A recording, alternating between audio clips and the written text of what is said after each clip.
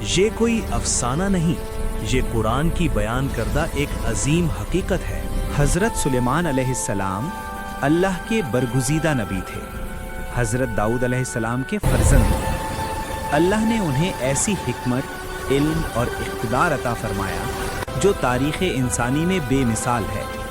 قرآن ہمیں بتاتا ہے کہ سلیمان علیہ السلام نے اللہ سے ایک ایسی بادشاہت کی دعا کی جو ان کے بعد کسی کو نہ ملے، اور اللہ نے ان کی دعا قبول فرمائی۔ حضرت سلیمان علیہ السلام کو پرندوں کی بولی سمجھنے کی صلاحیت عطا کی گئی۔ وہ چیونٹی کی آواز تک سن سکتے تھے۔ حضرت سلیمان علیہ السلام کو پرندوں کی بولی سمجھنے کی صلاحیت عطا کی گئی۔ وہ چیونٹی کی آواز تک سن سکتے تھے۔ قرآن میں سورہ نمل میں ان کا تذکرہ بڑے تفصیل سے ملتا ہے۔ وہ منظر محفوظ ہے جب سلیمان علیہ السلام کا لشکر ایک وادی سے گزر رہا تھا اور ایک چیونٹی نے دوسری چیونٹیوں کو خبردار کیا کہ اپنے بلوں میں داخل ہو جاؤ، کہیں سلیمان کا لشکر تمہیں کچل نہ دے۔ یہ سن کر سلیمان علیہ السلام مسکرائے اور اللہ کا شکر ادا کیا۔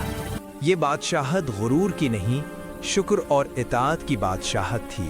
اللہ نے جنات کو سلیمان علیہ السلام کے تابع کر دیا۔ وہ جنات جو عام انسانوں کے لیے خوف کی علامت ہیں، سلیمان علیہ السلام کے حکم سے عمارتیں بناتے، سمندر سے موتی نکالتے اور مشکل کام انجام دیتے، مگر یہ سب اللہ کے حکم سے تھا۔ سلیمان علیہ السلام خود کو کبھی مالک نہیں سمجھتے۔ ہوا بھی ان کے حکم میں تھی۔ قرآن کہتا ہے کہ ایک دن کی ہوا کا سفر ایک مہینے کے برابر ہوتا تھا۔ سلیمان علیہ السلام ہوا پر سوار ہو کر دور دراز علاقوں تک جاتے، دعوت توحید پہنچاتے اور عدل قائم کرتے۔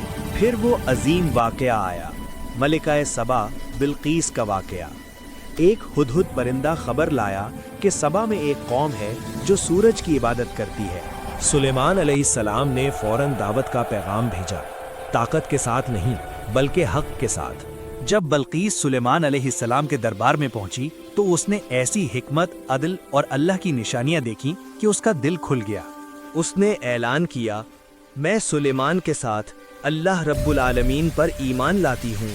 یہ کہانی ہمیں سکھاتی ہے کہ اصل عظمت تخت، تاج اور طاقت میں نہیں بلکہ اللہ کے سامنے جھک جانے میں ہے۔ آخر کار حضرت سلیمان علیہ السلام کی وفات بھی ایک خاموش سبق تھی۔ وہ لاٹھی کے سہارے کھڑے تھے اور جنات کام کر۔ ہماری ویڈیو اچھی لگے ہو تو لائک، شیئر، کامنٹ اور چینل پہ نئے ہو تو سبسکرائب کر دینا۔